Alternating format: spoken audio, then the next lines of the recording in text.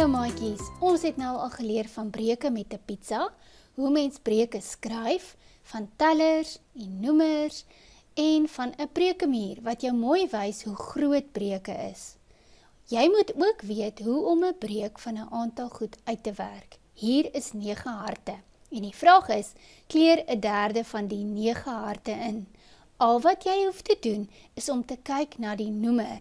Hier is dit 'n 3.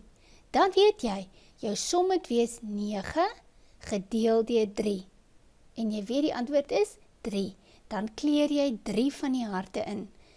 Om 'n derde van iets uit te werk, moet jy dit deel deur 3. Kleur 'n 5de van die 10 gesiggies in. Kyk na die noemer, dit is 'n 5.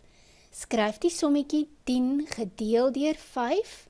En jy weet dit is 2. En dan kleur jy 2 gesiggies in. Om 'n 5de van iets uit te werk, deel jy dit deur 5. Soms hoef jy nie iets in te kleur nie, jy moet net die antwoord gee. Wat is 'n kwart van 16? Hoe werk jy 'n kwart van iets uit? Kyk na die noemer. Dis 'n 4. So jou sommetjie gaan wees 16 gedeel deur 4 en dit is 4. Jou antwoord is 4. Wat is 2 kwarte van 16? Jy weet klaar dat 'n kwart van 16 is 4 en nog 'n kwart van 16 is 4. 4 plus 4 is 8. Wat is 'n 3 kwart van 16? 'n kwart van 16 is 4. Nog 'n kwart van 16 is 4 en nog 'n kwart van 16 is 4.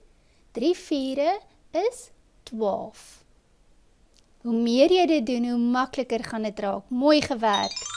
Voor jy vergeet, kyk dit weer. Tot volgende keer.